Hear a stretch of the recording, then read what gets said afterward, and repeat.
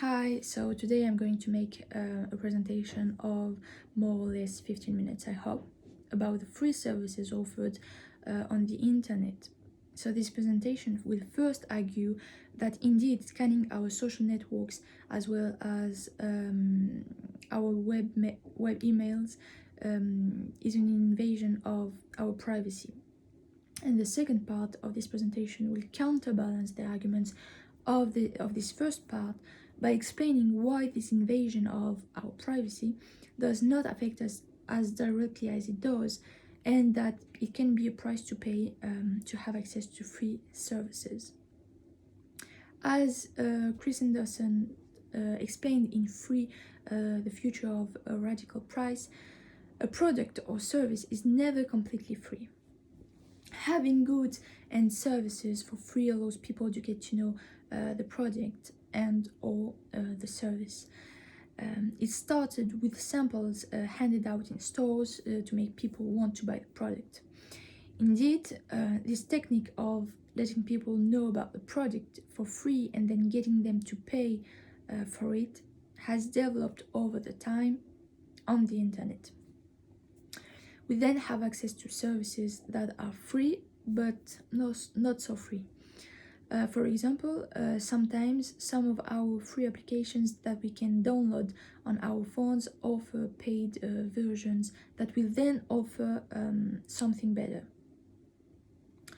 We then find the techniques seen previously in the samples to have access to a free product and then encourage people to buy a better version of the same product. Sometimes free services are more than enough. For example, the company Google offers a wide range of free services such as, for example, Google Drive, Gmail, Google Photo, Google Maps, etc. And these services, which at first glance are completely free for its users, still generate profit for Google indirectly. As a result, the services offered on the internet as well as social networks are, for the majority of them, all free of charge. But in exchange for this free service, we are in fact paying the price for our private lives. And this presentation will therefore argue two opposing points of view to answer the following question: is scanning our social networks and our emails constitute a violation of our privacy?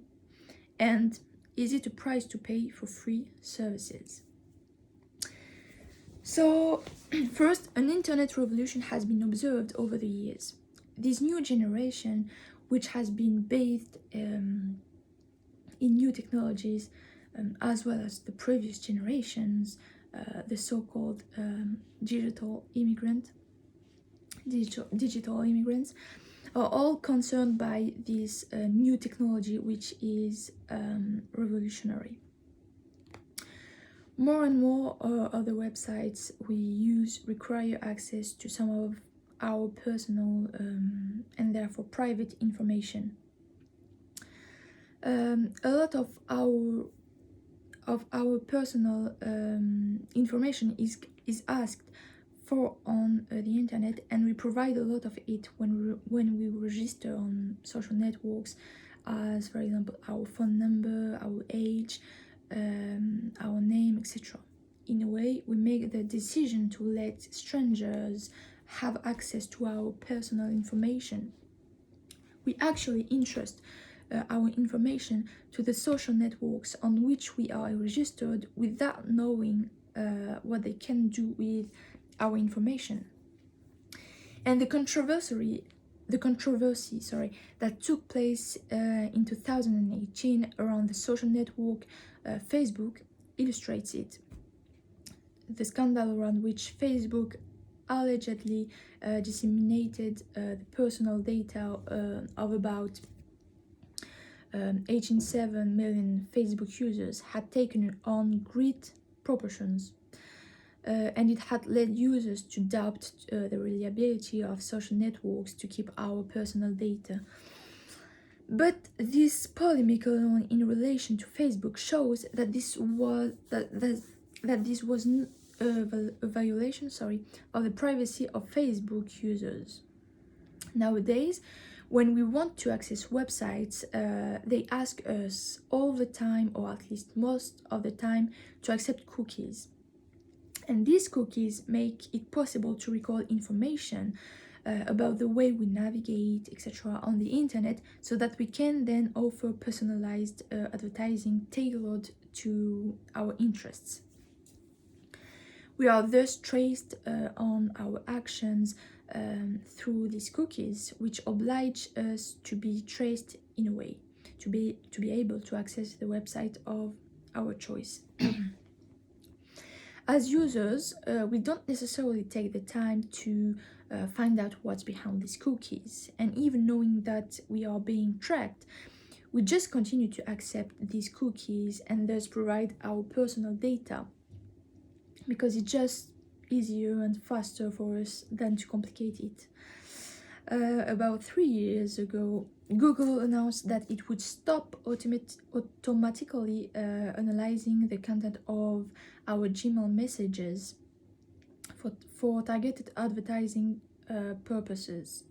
And this decision is a kind of victory for online privacy. Indeed, scanning our emails is an invasion of our privacy because they are totally personal and private content. We don't really pay attention to the danger we expose ourselves to when we publish things on social networks. All our private life is disclosed, but we don't necessarily think that software can track us, can read the contents we exchange around the world, etc. We can take the example of China, for example, whose freedom is limited on the internet completely. Everything is monitored, analyzed, and here we can really talk about invasion of privacy. So obviously the fact of scanning our actions on the internet constitutes an invasion of our privacy, but can we say that it harms us completely? And that's the question that we are going to answer in the second part. So for digital immigrants who are not accustomed to providing this kind of information, this can be a kind of worry for them that will lead to mistrust of these sites.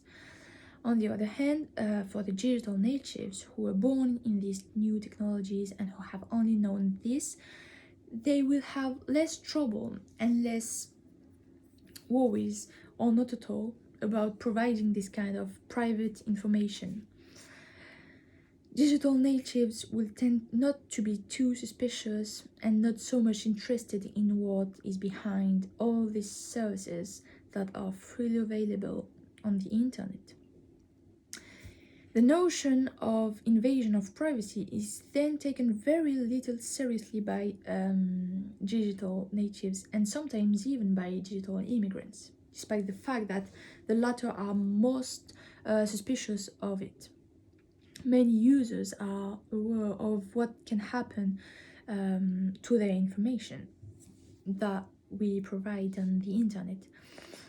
They accept their data to be protected and not violated, but they voluntarily continue to share their personal information with the world through websites, social networks, etc., blog, etc.